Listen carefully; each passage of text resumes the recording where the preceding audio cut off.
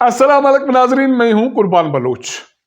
सिर्फ 15 रोज के बाद जेल के सुपरिटेंडेंट एक कैदी के सामने पेश होते हैं और कहते हैं कि बता तेरी रजा क्या है। दूसरी तरफ संगीन इल्जामात हैं जिसकी तहकीकात के लिए, इंक्वायरी के लिए वफाकी काबीना में इंक्वायरी कमीशन तश्कील दी जाती है। तो उसी वक्त ये करार दिया जाता है कि इल्जामात नामुनासिब हैं, जिनको रद्द किया जाता है। तो इसका मतलब है कि यही इंक्वायरी कमीशन का फैसला होगा जो काबीना ने फैसला दे दिया। यह अजीब एक फिनोमेना है जिसका फायदा हमेशा पाकिस्तान में मफाद परस्तों को होता है। एक दौर ये था कि इमरान खान या उसकी जमात वाले कुछ जजों की इस बुनियाद पर तारीफ करते थे कि उनके ज़मीर जाग गए। उस वक्त मुस्लिम लीग नून वाले कहते थे कि नहीं, साजिश हो रही है और पार्टी को निशाना बनाया जा रहा है। अब वो माहौल, वो सूरत हाल उलट है। अब मुस्लिम लीग नून वाले या हुक्मरान जमात वाले तारीफ करते हैं और तहरीक इंसाफ वाले या कैदी के जमात वाले कहते हैं कि साजिश हो रही है और कोई फरीक, हुक्मरान, रियासती इदारा, जो भी संगीन इल्जामात लग रहे हैं उनके हल के लिए संजीदा नहीं है।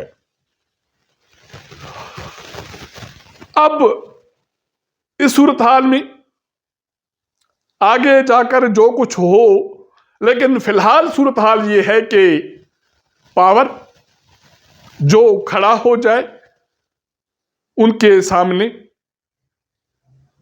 ताकत का तवाज़ुन चला जाता है। इमरान खान तकरीबन 6, 7, 8 माह से कैद में हैं। संगीन इल्जामात हैं और 2 से ज़्यादा केसेस में सजाएं आ चुकी हैं।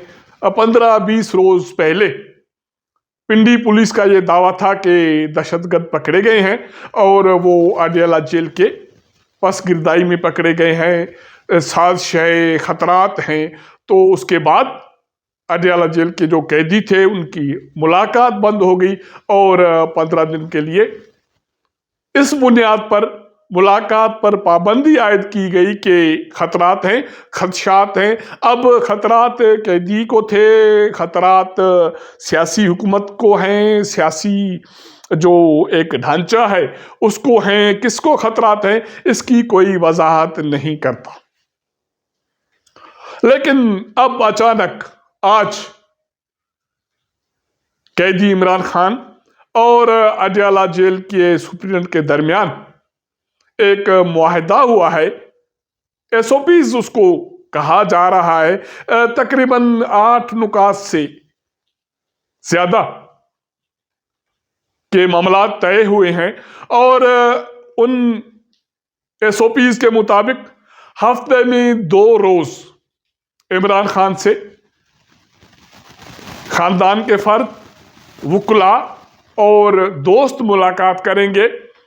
इस SOPs की रोशनी में इमरान खान के 3 जो हैं वो फोकल पर्सन मुकर्रर किए गए हैं, जिनके जरिए इमरान खान से मुलाकात के हवाले से जो नाम हैं वो तय होंगे और अडियाला जेल की इंतजामिया उन्हीं के सिफारिशात पर मुलाकात की इजाजत देगी।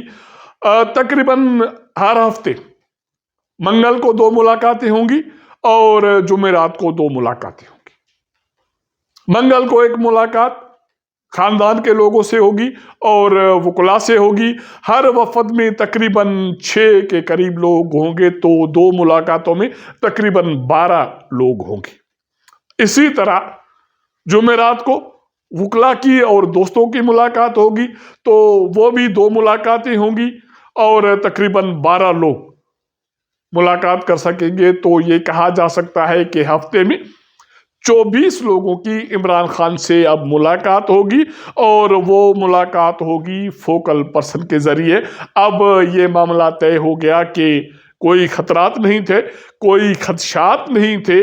आखिरकार जेल इंतजामिया को किसी न किसी वजह से इमरान खान के सामने या तो झुकना पड़ा, या कोई ये भी इल्जाम लगा सकता है कि इमरान खान ने सरेंडर कर दिया, मुआहदा हो गया, और फिला फिला फिला कुछ भी कहा जा सकता है। लेकिन फिलहाल कैदी की बात मानी गई और उसकी मुलाकात खुल गई। ये बात हुई अडयाला जेल की इंतजामिया की और कैदी की। क्या अडयाला जेल के सुपरिटेंडेंट इतने बाख्तियार हैं कि वो अपने तौर पर एक कैदी जो 2 केसेस में बड़ी सजा भुगत चुके हैं या भुगत रहे हैं, इसके अलावा बाकी केसेस उसके खिलाफ चल रहे हैं, लेकिन इंतखाबात के बाद उनकी स्पीड काफी हद तक स्लो हो गई है। अब उस पर कोई फर्द जुर्म भी आयद नहीं हो रही और सजा का अमल भी स्लो पड़ गया है। तो यही इंतखाबात के नतायज का असर है। दूसरी तरफ पिछले हफ्ते अचानक एक आईनी बुहरान पैदा हुआ, या ये कहा जा सकता है कि इदारों पर एक हमला हो गया। इस्लामाबाद हाई कोर्ट के 6 जजेस ने खत लिखा चीफ जस्टिस ऑफ पाकिस्तान को और सुप्रीम जुडिशल काउंसिल के चेयरपर्सन को कि अदलिया में मुदाखलत हो रही है, जजेस को हिरासा किया जा रहा है, उनके रिश्तेदारों को हिरासा किया जा रहा है, उनके घरों में खुफिया कैमरे लगाए जा रहे हैं, वो महफूज नहीं है, तो इस सूरत हाल से जान छुड़ाई जाए।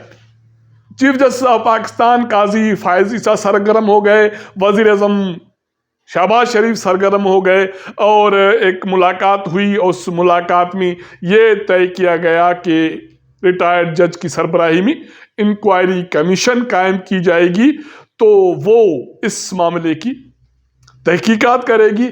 उसी मुलाकात में या फुल कोर्ट के इजलास में जजेस का ये कहना था कि अदलिया के काम में या उनके अख्तियारात में मुदाखलत बर्दाश्त नहीं की जाएगी।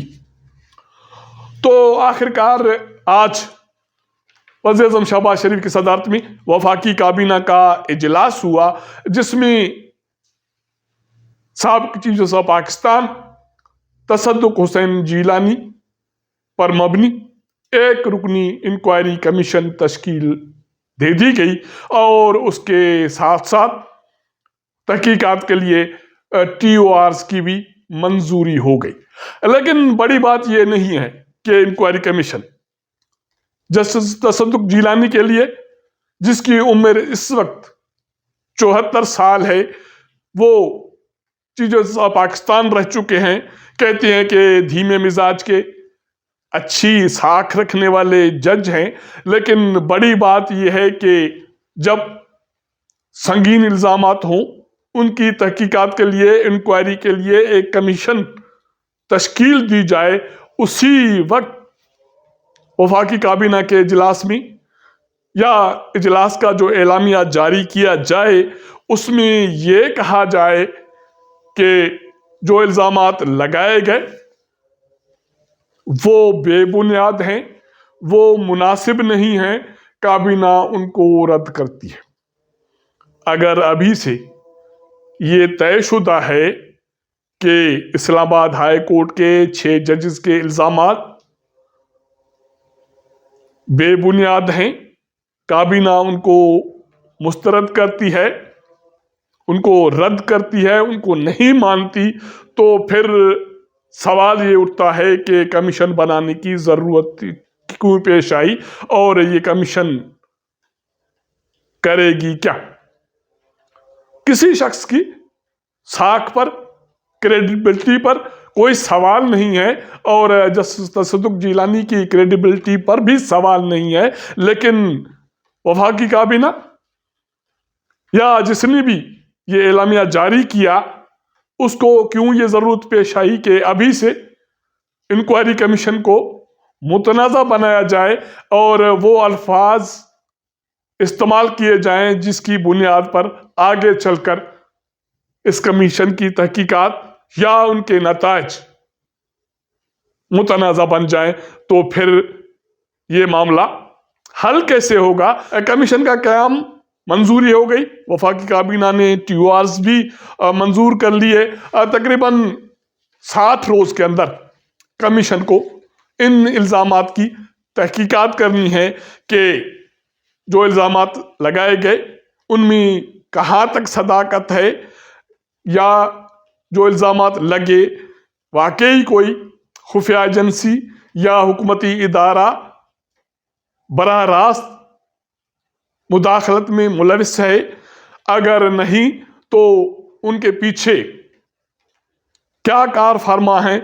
और इसी तहकीकात की रोशनी में ये कमीशन, अगर कोई इदारा, कोई खुफिया एजेंसी, कोई शख्स इनफरादी तौर पर किसी गलत अमल में मुलविस है तो उनके लिए जजा सजा भी तजवीज़ करेगा। तो ये मरहला जब आएगा तो वो भी देख लेंगे। लेकिन फिलहाल फौरी तौर पर तो सवाल यही उठ रहा था जिसकी हमने निशानदेही की कि वफाकी काबीना को क्या ज़रूरत थी कि अभी से कमीशन की तश्कील के साथ साथ जो इल्ज़ामात लगाए गए उनको नामुनासिब कहा गया और उनको रद्द किया गया, तो फिर कमीशन के क़याम की ज़रूरत क्यों थी। कमीशन के हवाले से मिला जुला रद्द-ए-अमल आया है। बलूचिस्तान के वकुला ने, PTI ने इस कमीशन को रद्द किया है। Supreme court of Pakistan, Punjab bar और मुल्तान बार ने खैर मकदम किया है। अब तक के लिए इतना। अगर हमारा ये व्लॉग आपको पसंद आए तो अपने दोस्तों के साथ ज़रूर शेयर कीजिएगा, अपना फीडबैक दीजिएगा। आपके साथ मुलाकात करेंगे अगले प्रोग्राम में, तब तक इजाज़त दीजिएगा। अल्लाह हाफ़िज़।